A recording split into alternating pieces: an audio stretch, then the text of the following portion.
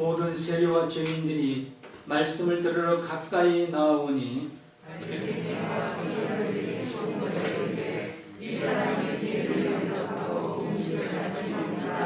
예수께서 그들에게 이 비유로 이르시되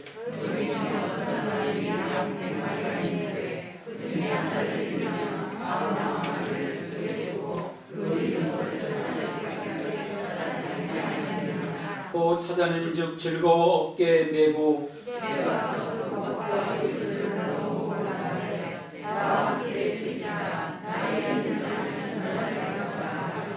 내가 너희에게 이르노니 이와 같이 죄인 한 사람이 회개하면 하늘에서는 회개할 것 없는 의인 99으로 말미암아 기뻐하는 것보다 더하리라. 아멘. 하늘의 기쁨, 이런 제목으로 같이 은연하려고 합니다.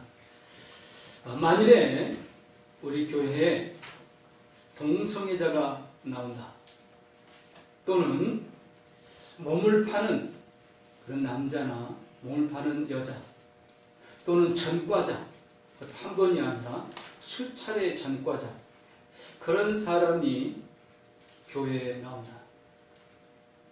그래서 목사님이 그 사람을 기쁘게 받아주고 축복기도를 해주니까 그 사람과 연결되어서 그런 불의 사람들이 막 우리 교회로 몰려온다. 여러분, 그럼 우리 성도님들은 그분들을 어떻게 대하실 것 같습니까? 한 명이 아니라 계속해서 막 그 사람이 연결돼서 또 연결돼서 오는 겁니다. 그러면 어떻게 대하실까? 과연 그런 사람들과도 우리가 평범한 이웃들과 같이 교제가 가능할까? 또 우리 자녀들에게 그 사람에 대해서 어떤 태도를 취하라고 할 수 있을까? 저 사람과 가까이에서 좋은 친구가 되라. 그렇게 할 수 있을까? 여러분, 예수님이라면 어떻게 하셨을까요? 예수님이라면. 오늘 우리가 읽은 본문에 바로 예수님은 이런 문제에 대해서 답을 주시고 있습니다. 보십시오. 오늘 1절에 보면 여기 예수님께 나온 사람들이 있는데요, 이들은 무리가 됩니다. 처음에는 무리가 아니었지만 나중에는 큰 무리가 될 정도 많은 사람들이 오는데요, 여기 보면 모든 세리들, 죄인들, 오늘 말하면 전과자들입니다. 오늘 말하면 동성애자들이고 하나님께서 금하신 것들을 행하는 자들. 그러면서도 어떤 면에서 보면 죄의식도 없는 것 같은 사람들, 계속해서 그 반복된 죄를 아직도 멈추지 못하고 있는 사람들. 여러분, 예수님은 이런 사람들이 예수님께 찾아왔을 때 어떻게 하셨는가? 오늘 2절에 보시면요, 이 죄인을 영접하고 음식을 같이 먹는다. 예수님은 이들을 영접했다는 겁니다. 그리고 그들과 같이 음식을 먹었다는 겁니다. 사람을 가려서 사귀라고 그러죠. 좋은 사람을 사귀어야 된다. 그래서 우리 자녀들에게도 좋은 친구 만나기도, 좋은 사람 만나게 달라고 기도합니다. 분명히 우리는 좋은 사람 만나야 됩니다. 그러나 우리가 살다 보면 모든 사람들이 우리가 바라는 다 그런 사람들은 될 수 없다는 겁니다. 예수님은 오히려 세리들, 이 세리들도 죄인들입니다. 사기꾼들, 착복하는 자들, 자기의 동족의 피를 빨아먹는 자들입니다. 그런 자들을 환영하셨고 그들과 함께 식사를 나누십니다. 소문이 납니다. 그러니까 이제 모든 세리들이 다 몰려들었다고 그랬습니다. 왜? 누구도 가까이 하지 않거든요. 세리들은 친구도 없거든요. 가족들도 다 떠나거든요. 그런데 예수님이 환영해주고 같이 식사를 나눠주고 교제를 해주니까 이제 소문이 나서 세리들이 몰려드는 겁니다. 뿐만 아니라 다른 죄인들도 여기 몰려들었다고 표현하고 있습니다. 이 모습을 보자 당시에 종교 지도자들 또 믿음이 좋다고 하는 바리새인들, 서기관들 이들이 어떻게 했습니까? 예수님을 비난합니다. 수군거리면서 항의를 합니다. 어떻게 죄인들을 환영을 하고 죄인들과 함께 식사를 하느냐? 예수님이 이들을 향해서 이렇게 말씀하십니다. 너희 중에 어떤 사람이 양 100마리가 있는데 그 중에 하나를 잃으면 99마리를 들여두고 그 잃은 것을 찾아내기까지 찾아다니지 아니하겠느냐. 이건 누구든지 하는 일이 아니겠어요? 양이 100마리겠는데 그 중에 한 마리 없어졌어요. 됐다, 99마리 너나 가자 그럴 거예요? 그럴 사람 아무도 없습니다. 이제 그 잃어버린 양을 찾아서 찾을 때까지 막 돌아다닐 겁니다. 99마리는 자기들이 낳고 잘 있는 양들이니까. 드디어 헤매고 헤매다 찾았습니다. 어떻게 합니까? 그 양을 품에 안고 목에 목마를 태우고 집에 돌아옵니다. 그리고 동네 사람들 불러서 이웃을 불러서 내가 잃어버린 양을 찾았다. 자, 함께 기뻐하고 즐거워하자. 잔치를 하자. 예수님이 이 비유를 이야기하면서 결론을 이렇게 말씀하십니다. 한 사람이 회개하는 것이 하늘나라에서는 이렇게 기뻐하는 것이다. 여러분 믿으시기 바랍니다. 우리가 얼마나 많은 사람들을 경계하고 선을 긋고 있는지 몰라요. 물론 우리의 영혼을 갉아먹는 이단들은 조심해야 됩니다. 경계해야 됩니다. 또 우리의 죄로 물들게 만드는 자들을 분명히 경계해야 됩니다. 그러나 우리는 그들을 향해서 마음을 닫아서는 안 된다는 겁니다. 왜입니까? 하나님은 나로 말미암아 기뻐하기도 하지만요, 그 죄인이 회개할 때 그때는 하늘나라의 천군천사가 춤을 추면서 기뻐한다는 겁니다. 물론 내가 회개할 때도 그랬습니다. 여러분 태어날 때부터 예수를 믿고 회개하고 태어난 사람 아무도 없습니다. 내가 어느 날 예수님을 알게 됐고 태중에서 모태신앙으로 태어났을지라도 이제 성장하다가 어느 날 정말 복음을 듣고 예수님을 영접하고 그러고 나니까 너무 날아갈 때 기쁘잖아요. 그때 나만 기뻐한 게 아닙니다. 하늘나라에서 천군천사가 춤을 추면서 기뻐했다는 것을 믿으시기 바랍니다.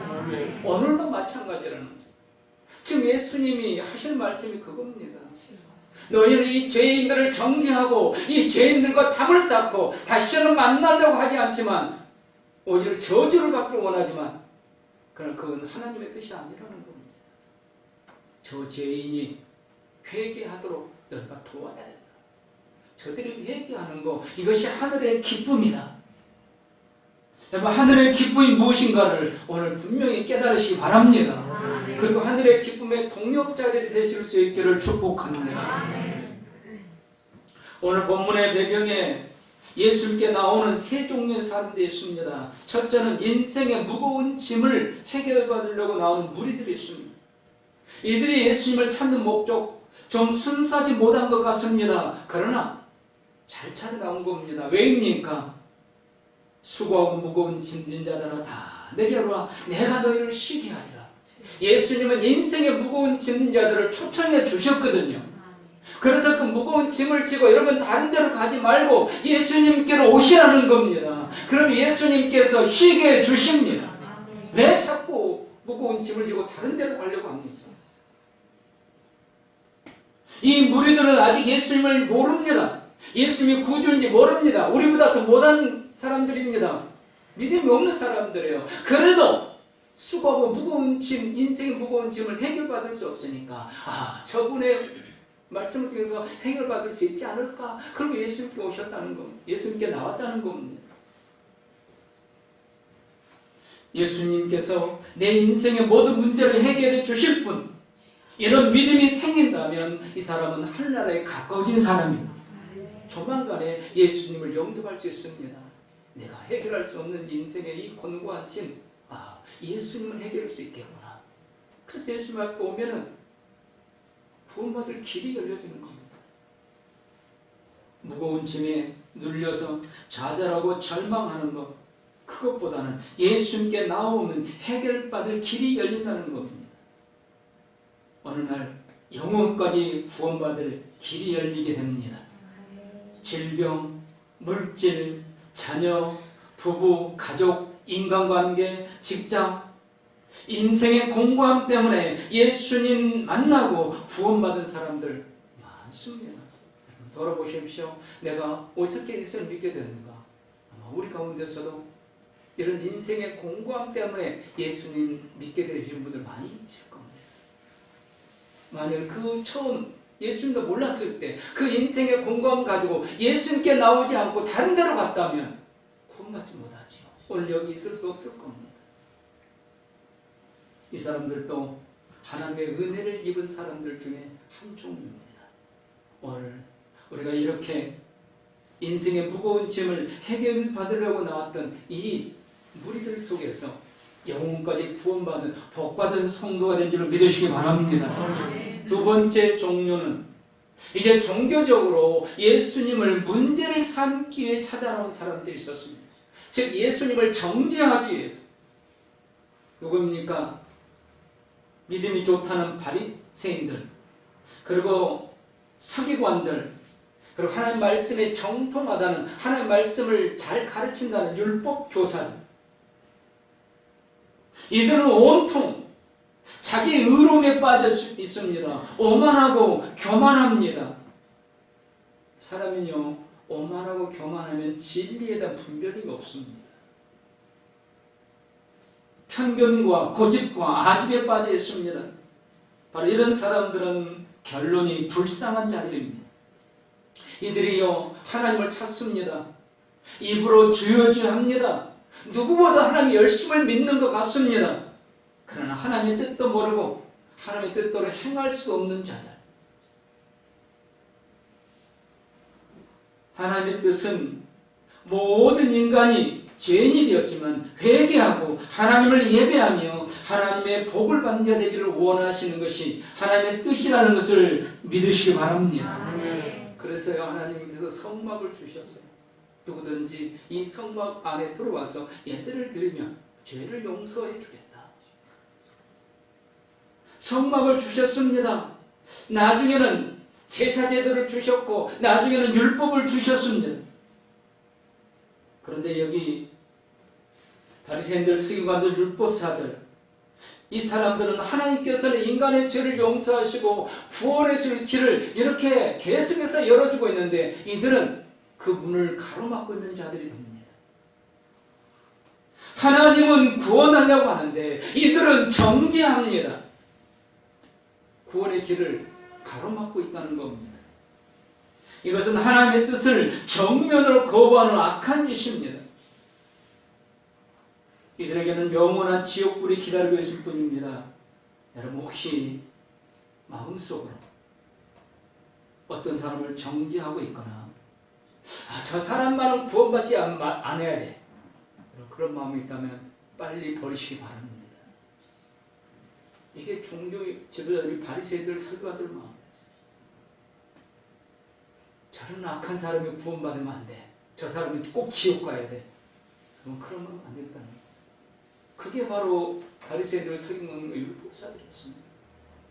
그런 사람이 있거든 위해서 기도하시기 바랍니다. 저 사람 하나님 구원받는 게 하나님의 뜻입니다. 내 마음은 정말 싫은데 하나님의 뜻은 저 사람도 구원받는 거니까 나를 구원해준 하나님 저 사람도 불쌍히 여겨달라고 기도하는 이런 믿음 가질 수 있기를 축복합니다. 세 번째 종류는요, 가장 바람직한 이상적인 사람들입니다. 이들은 지금 죄인 취급을 받고 있습니다. 또 실제로 죄인들입니다. 세리들은요, 로마 정부의 세금을 받아서 로마 정부에 공납하는 로마 정부의 관리들입니다. 유대인이면서. 그런데 로마 정부에 낼 것만 받는 게 아니라 자기가 착복을 할 것까지. 그러니까 백성들 보기는 완전히 얘들은 매국노가 되는 거예요. 그걸 멈추지 않고 있습니다. 죄인입니다.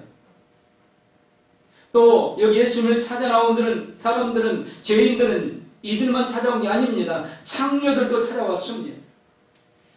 이렇게 죄를 짓고 있는 사람들, 근데 이들이 예수님께 찾아왔습니다. 그리고 놀라운 기적이 일어납니다. 인생이 역전됩니다. 새로운 인생으로 거듭나게 된다는 겁니다.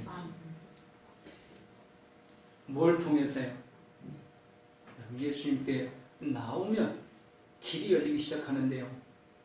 이 세 번째 이상적인 사람들은요, 예수님께 나온 목적이 뭐였냐면 예수님의 말씀을 듣기 위해서 나왔습니다.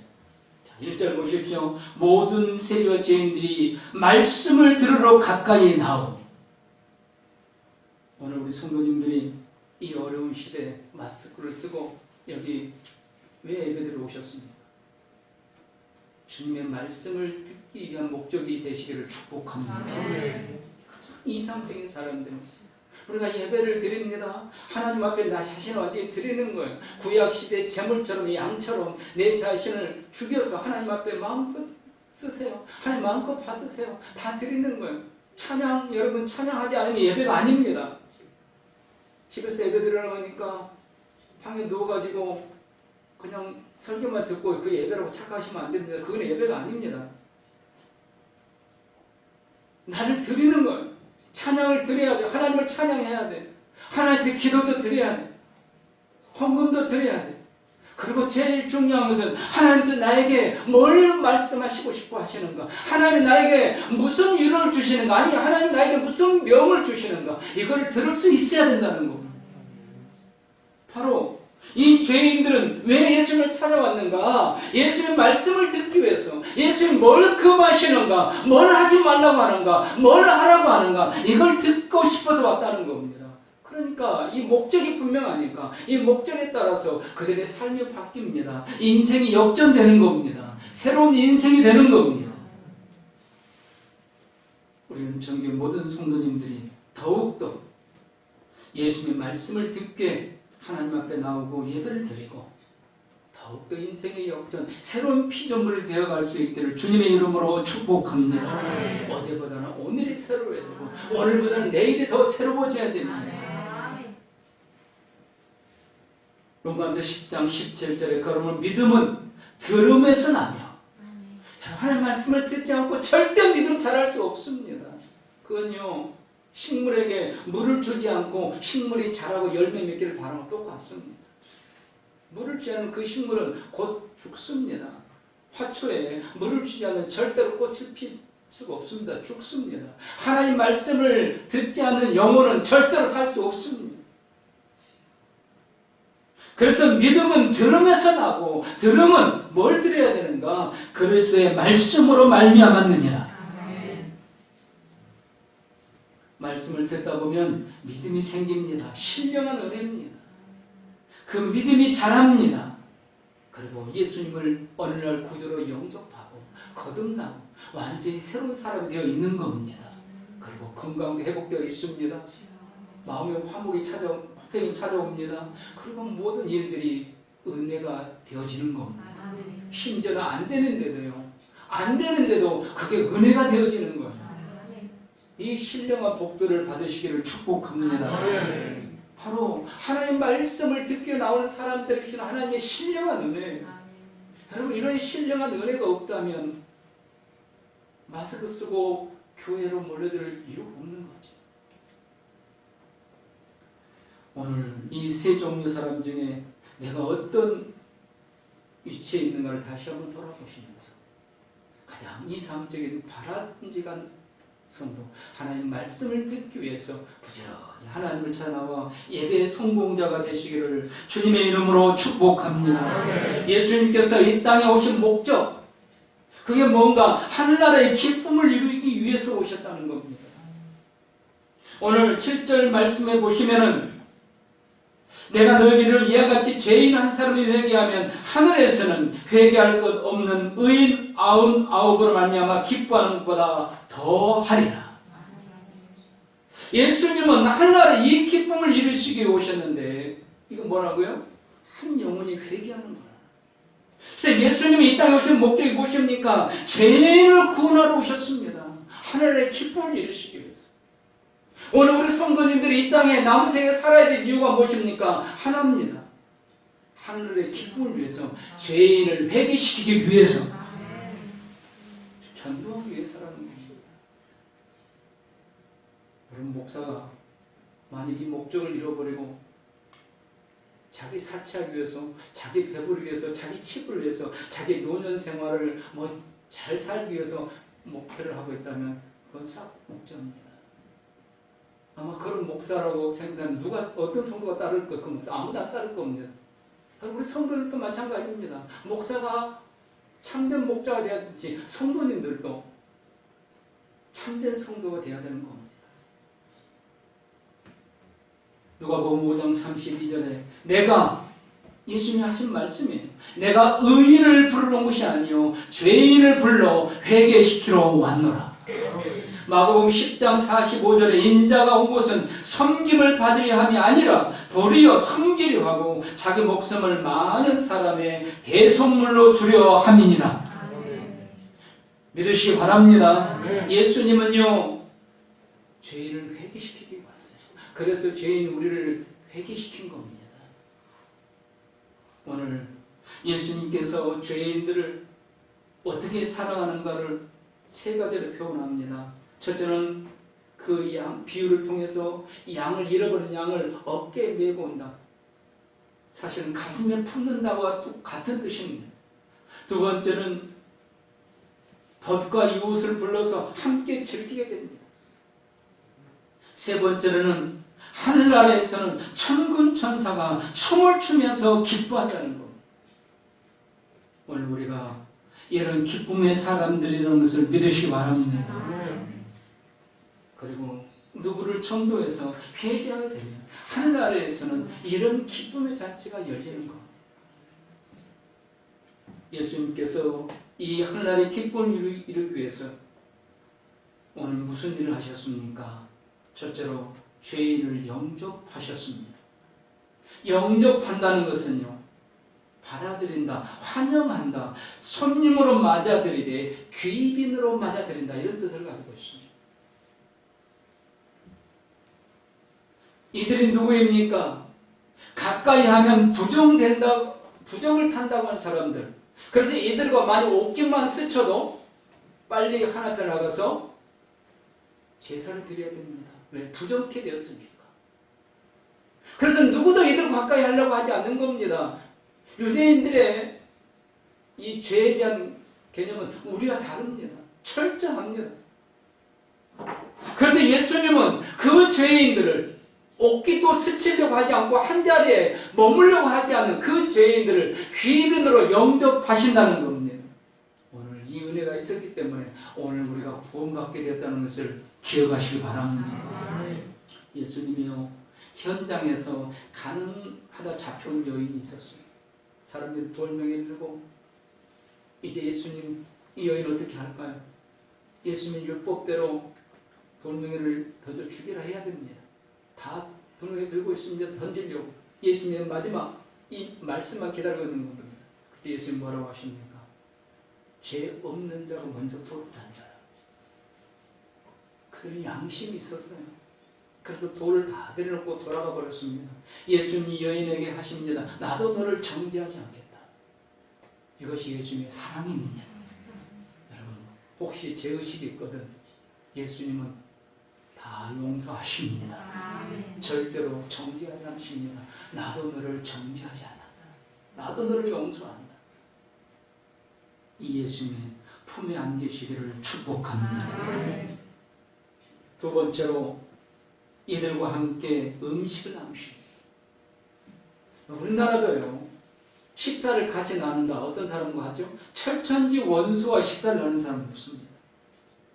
마음에 안 드는 사람하고 밥 먹으면 어때요? 체해요. 마음에 맞는 사람하고 밥을 먹으면 그냥 한없이 먹게 돼요.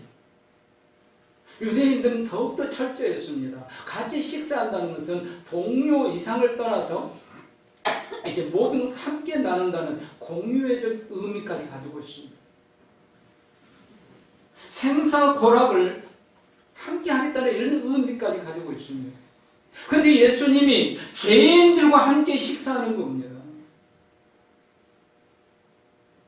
그들과 교제를 이루시는 겁니다. 오늘 나를 이렇게 사랑해 주시고 나와 이렇게 교제해 주시고 오늘 나를 이렇게 가까이 해주신 그 예수님, 그 예수님을 더욱더 뜨겁게 사랑할 수 있기를 소원합니다. 세 번째로 놀라운 사랑을 실천해 주신다는 것을 보여주십니다. 그게 뭡니까? 비유를 통해서 말씀합니다. 양 100마리를 가진 양치기가 한 마리 잃어버린 양을 찾아서 찾기까지 해먹어 다닌다는 겁니다. 대충 찾고 돌아오는 게 아닙니다. 끝까지 찾아다닙니다. 이 말씀은, 이 장면은요, 이미 에스겔 34장의 11절부터 16절에 이미 하나님께서 에스겔 선지자를 통해서 예언해 주신 말씀입니다. 자, 우리 같이 너무 빨리 읽지 않아도 같이 읽겠습니다.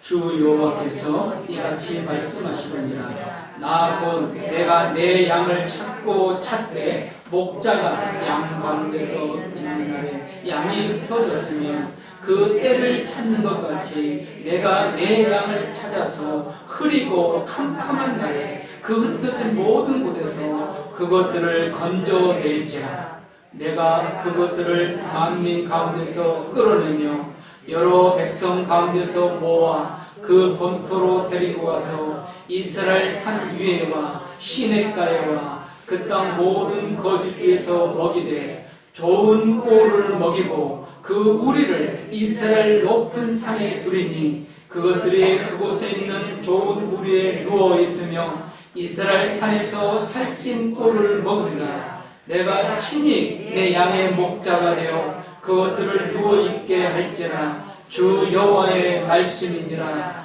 그 잃어버린 자를 내가 찾으며 쫓기는 자를 내가 돌아오게 하며 상한 자를 내가 싸매주며 병든 자를 내가 강하게 하려니와 살찐 자와 강한 자를 내가 없애고 정의대로 그것들을 먹이리라. 아멘.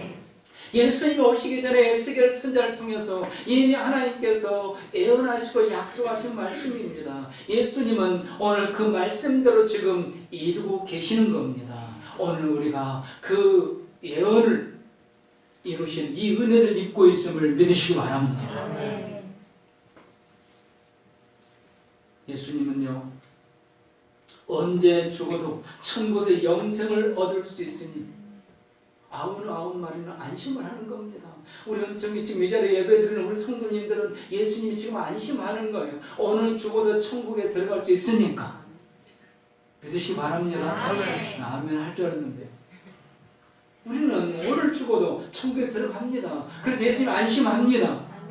근데 이 자리에 없는 영혼들, 예수님은 지금 이 시간에 그 영혼들을 여전히 사랑하고 계시다는 겁니다. 나를 사랑하듯이 오늘 본문에서 보여주듯이 예수님은 오늘 구원받지 못한 그 영혼들을 사랑하십니다. 그리고 그 영혼들이 교회에 찾아오면, 예수님을 찾아 나오면 그 기쁨은 오늘 우리가 드리는 기쁨도 있지만 그 영혼이 회개하고 주님께 돌아온 그 기쁨은 더욱더 큰 기쁨이라는 겁니다.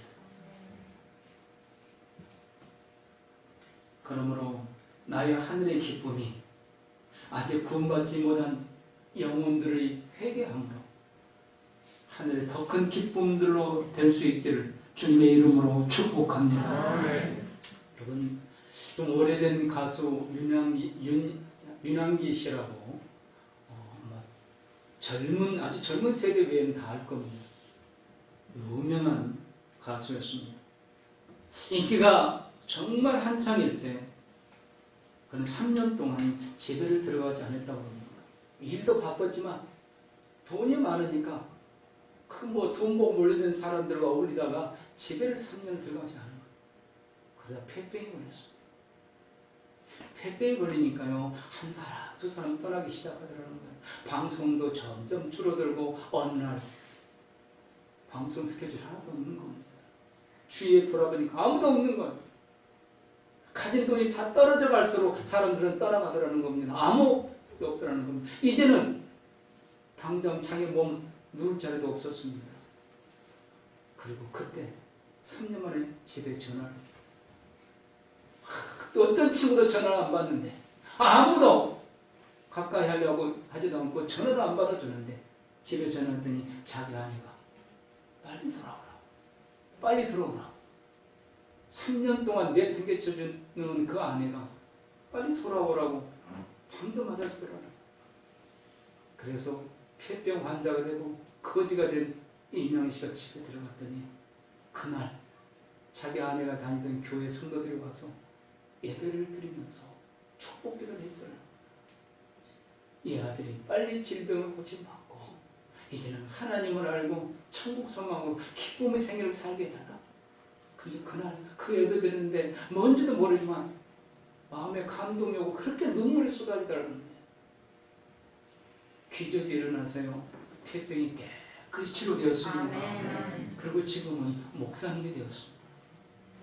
지금 목회를 하고 있어요. 인생의 폐병 환자, 돈에 모든 것을 걸었던 그런 인기를 누렸던 그가 잃어버린 양이 되었을 때 예수님은 그 양을 찾아서 목에 목마를 태우고 그리고 목사가 되게 주셔보는 겁니다. 그러므로 이 하늘의 기쁨을 위해서 함께하는 자는 복을 받고 회방하는 자는 저주가 임한다는 것을 기억하셔야 됩니다. 하나님의 말씀을 읽고 구원받은 99명 성도의 기쁨입니다. 그러나 한 명의 회개, 그게 하늘에 더 큰 기쁨이라는 겁니다. 그런 걸 이 사역을 위해서 함께하는 사람은 하나님께서 복을 주실 수밖에 없다는 것을 믿으시기 바랍니다. 하늘의 기쁨을 위해서 함께하는 사람. 하나님은 이 일을 위해서 성령을 보내주셨습니다. 그리고 약속해 주십니다. 그러면 너희는 가서 모든 민족을 제자로 삼아 아버지와 아들과 성령의 이름으로 세를 베풀고 내가 너희에게 분부한 모든 것을 가르쳐 지키게 하라. 볼지어다 내가 세상 끝날까지 너희와 항상 함께 있으리라. 아멘. 주님은 누구와 함께 하시는가? 바로 하늘의 기쁨을 위해서 사는 성도로 함께 한다는 겁니다. 이 성도는 하늘나라에서 해같이 빛나는 자가 될 것이라고 말씀하셨고 이렇게 충성하는 자들은 칭찬과 많은 상급이 기다리고 있을 것이라고 약속해 주셨습니다. 여러분, 하늘의 기쁨 위에 살 수 있는 우리 온전히 성도님들의 되시기를 축복합니다. 반대로 회방하는 자에게는 저주가 임합니다. 영혼 구원을 회방하는 사람들, 교회를 핍박하는 사람들, 목사와 사역자를 핍박하는 사람들 반드시 가슴을 치며 슬피우며 이를 갈게 되는 날이 온다는 겁니다. 만일 그들이 하루라도 빨리 회개하지 않는다면 그들은 영원한 고통을 당하게 될 겁니다. 마태복음 18장 6절에 예수는 믿는 작은 자 하나를 실족하게 하면 연자 맷돌이 목에 달려 깊은 바다에 빠뜨려지는 것이 나으니라. 한 영을 잃어버리는 것이 얼마나 무서운 심판을 불러오게 되는가를 말씀하고 있는 겁니다. 마태복음 18장 7절에 실족하게 하는 일들이 있음으로 말미암아 세상에 화가 있도다. 실족하게 하는 일이 없을 수는 없으나 실족하게 하는 그 사람에게는 화가 있도다. 다른 사람을요 낙심시키고 믿음의 길에서 떠나게 하는 거, 이거 얼마나 무서운가를, 무서운 재앙이 기다리고 있는가를 지금 경고하고 있습니다. 우리는 부족합니다. 연약합니다. 그러나 하나님께서 성령님을 보내주셨습니다. 우리 주님께서 나와 함께하고 계십니다. 나를 통해서 하늘의 기쁨을 누리고 계십니다. 또 나를 통해서 또 다른 영혼이 구원받아서 하늘 아래 또 다른 기쁨이 되기를 원하십니다. 내가 하려고 하면 하나님 반드시 도와주신다는 겁니다. 하늘의 기쁨을 위해서 내가 누구를 전도해야지 결심하시고 기도부터 시작하시기 바랍니다. 하나님이 반드시 함께해 주십니다. 현재 생존해 있는 미국의 가장 고령의 대통령은 지미 카터 대통령입니다. 39대 대통령인데 이분의 별명은 땅콩 장사의 아들이라는 별명이죠. 아버지 조상 대대로 땅콩 농장주를 했습니다. 그러나 그 조상은 대대로 신실한 신앙인들이었습니다. 마침내 카터가 대통령이 되고 그는 믿음 안에서 미국을 잘 이끌었습니다. 그러나 그애가 더 그의 이름이 빛나는 것은 대통령 퇴임 후에, 대통령 재임식보다 퇴임 후에 그는 더 존경을 받는 사람이 됩니다. 여러분, 헤비타트라고 사랑의 집 짓기 운동을 하는 세계적인 운동이 있습니다. 왕년의 대통령이요, 작업복을 입고 그 헤비타트 사랑의 집 짓기 거기에 가서 목수가 되어서 집을 지어주는 선수 못질을 하고 망치짓을 합니다. 뭐 흉내가 아닙니다. 정치하는 사람들 선거철이 되면 흉내 그렇게 하는 게 아닙니다. 왕년의 대통령이, 더구나 미국의 대통령이 작업복을 입고 망치를 들고 어려운 사람들 집 지어주는데 그거 하고 있는 거예요. 그런 봉사활동을 퇴임 후에 수없이 했습니다. 그리고 주일이 되면요, 고향에 그 침례교회 가서, 조지아주에 있는 침례교회 가서 어린이를 가르치는 교사가 되는 겁니다. 머리가 하얀 할아버지가 되었는데도 여전히 어린이들을 가르치는, 하나님 말씀을 가르치는 교사가 되는 겁니다. 이분요, 북한에도 갔습니다.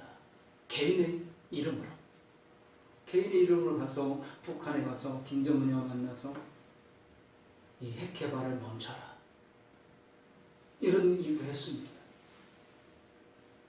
그리고 1979년에 우리나라 박정희 대통령을 만나러 왔습니다. 대통령이 국가 일로, 공무적인 일로 온 거죠. 주일날 예배를 드립니다. 청와대에서 예배를 드린 게 아니라 여의도에 있는 침례교회 가서 예배를 드렸습니다. 그때 예배가 끝나고 나서 그 목사님이 지미 카터 대통령과 차를 한잔 하시면서 부탁을 하는 겁니다. 각하, 제가 부탁을 드릴 게 있습니다. 지미 대통령이 긴장을 하는 거예요. 이게 목사님이 만약 정치적인 부탁을 하면 내가 어떻게 해야 될까? 근데 이 목사님이 박정희 대통령을 만나실 건데 꼭 복음을 좀 전해 주십시오, 이 부탁을 하는 거예요.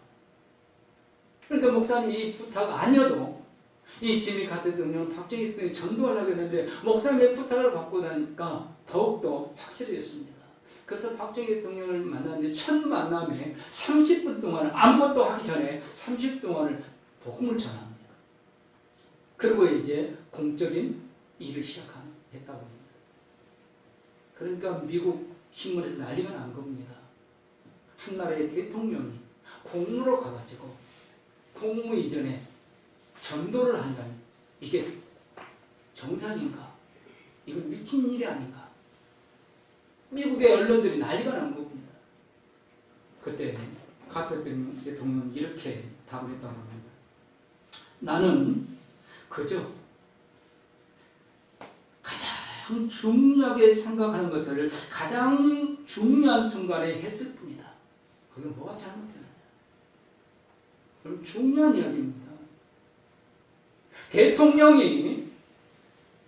대통령인 카터에게 가장 중요한 일이 뭔가를 지금 말하고 있는 거예요. 대통령인 카터는요, 가장 중요한 일이 미국의 대통령 공무가 아니었다는 겁니다. 복음을 전하는 게 지미 대통령에게는 제일 중요한 일이었다. 그래서 예수를 모르는 대통령에게 가장 중요한 일, 가장 중요한 순간에 나는 했을 뿐이다. 이외에 지미 카터 대통령의 평가는 저분은 대통령직이 제일 중요한 사람이 아니라 저 사람은 대통령직 이상의 것을 중요하게 여기는 분이다, 이런 평가가 내렸던. 그리고 그 애가 퇴임한 이후에 그의 삶은 이렇게 봉사하는 삶으로 그대로 다 증명이 된 겁니다. 여러분, 우리가 생각해볼 중요한 부분입니다. 내 삶의 가장 중요한 것이 무엇입니까? 저도 생각해 봅니다. 목사가 가장 중요한 게 뭔가? 설교하는 건가? 기도하는 건가? 성경 공부를 하는 건가? 아닙니다. 복음을 전하는 겁니다. 예수님을 전하는. 우리 성도님들의 가장 중요한 게 뭐냐는 거예요. 내가 오늘 직장에서, 사업장에서, 내 위치에서 가장 중요한 게 뭔가? 돈 버는 것인가? 직장 생활하는 건가? 다 중요한 일입니다. 그런데 그보다 더 중요한 거, 그게 있다는 것을 알아는 겁니다. 그게 하늘나라의 기쁨이고 영원 구원이고 복음이라는 것을 믿으시기 바랍니다. 예수님은 지금 누가 무슨 소리를 해도 하늘의 기쁨, 영원 구원을 위해서 죄인들을 영접하고 그들과 함께 교제를 하면서 그들을 좀 구원의 길로 인도하려고 애를 쓰고 계시는 겁니다. 지금 이 시간도 예수님은 이 일을 멈추지 않고 있음을 믿으시기 바랍니다. 그리고 저와 우리 성도님들을 동역자로 부르고 있음을 믿으시기 바랍니다. 이 일에 아멘 하면 이제 성령님이 도와주시고 역사해 주시고 하늘의 상급을 쌓아가게 될 겁니다. 이 일을 회방한 자는 저주가 있을 것이라고 하셨습니다. 우리 어떤 모든 성도님들이 내가 하늘나라의 기쁨이 되었던 것처럼 참 내가 예수님 믿지 않는 내가 사랑하는 사람들부터 하늘의 기쁨의 자리로 인도하고 초청하는 일에 전심전력하고 이 일을 위해서 기도로 나아갈 수 있기를 주님의 이름으로 축원합니다. 기도하시겠습니다. 성령님 감사합니다. 하늘의 기쁨 단 하나 영원 구원입니다. 여기 구원받은 하늘의 기쁨된 우리가 또 다른 영혼을 주님 앞에 인도해내어 또 다른 하늘의 기쁨을 누리기를 원합니다. 성령님이여 저희를 도구로 써 주옵소서. 주님과 함께 하늘의 기쁨을 위해 살아간 저희들을 되게 하여 주옵소서. 제미 카터 대통령처럼 이 땅에 내가 지금 원하는 것, 이 땅에 지금 내가 취약 잡고 있는 것, 그 이상의 것, 내게 가장 중요한 것, 그게 무엇인가를 분명히 깨닫고 그걸 붙들고 그걸 위해 나아갈 수 있게 하여 주옵소서. 하나님 한 주간 안전과 건강으로 지켜 주옵소서. 예수님 이름으로 감사